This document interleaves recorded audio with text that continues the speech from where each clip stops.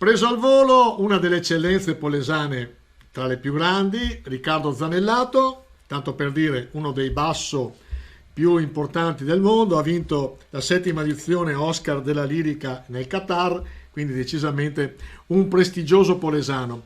E innanzitutto Riccardo, dove si trova adesso? Adesso mi trovo a Vienna e per la presentazione di Nabucco Verdi.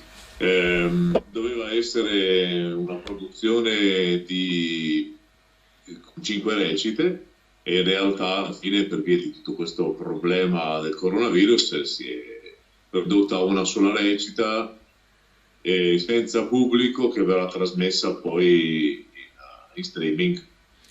Ecco, il perché di questa telefonata è proprio per questo. Abbiamo visto Beh, in streaming al sociale di Rovigo la sua sì. performance, moltissime persone, 15.000 persone si sono collegate, però quanto manca a voi artisti un collegamento e un contatto col pubblico?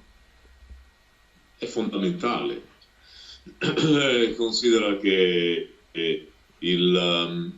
l'emozione che avviene in un palcoscenico non solo, cioè non è solo da parte nostra di chi è sul palcoscenico, ma è uno scambio con chi è presente in sala.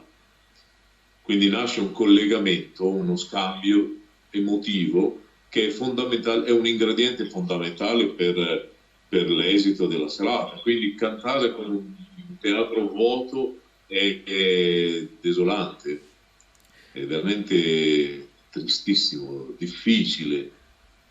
Ecco, una delle categorie più colpite dal lockdown, dalla pandemia, eccetera, è sicuramente il mondo artistico.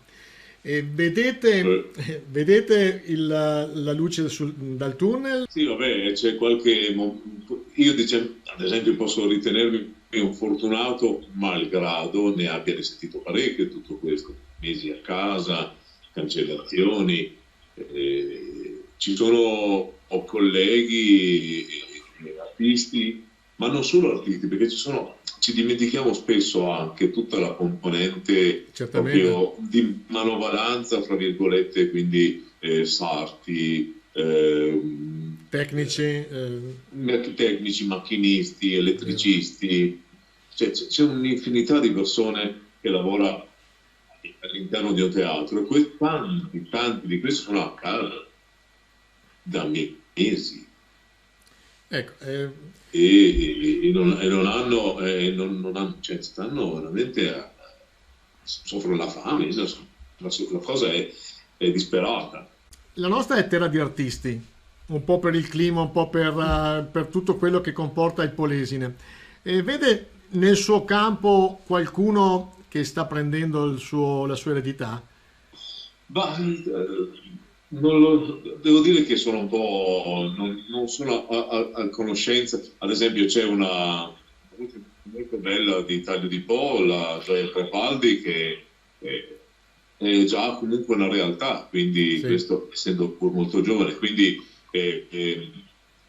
di giovani che si lanciano in questo percorso, non ne conosco molti ed è un peccato perché veramente si perde un po', cioè, si immagina che questo lavoro sia un lavoro per o d'élite o per vecchi. In realtà l'opera è di una modernità esagerata. Lei ha vinto il premio Verdi d'Oro, quindi Verdi è il suo autore preferito? Eh sì, devo dire che io dico che sia il mio datore di lavoro. Ah sì, Sì, quindi grazie a lui, insomma, campo, sopravvivo. ho capito.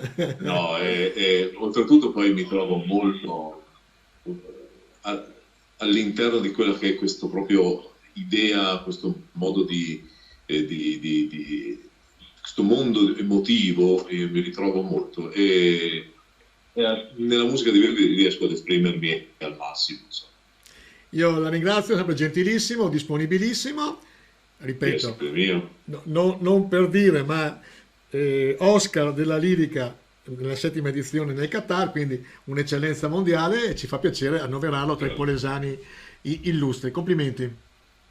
Però piacere, grazie, a presto.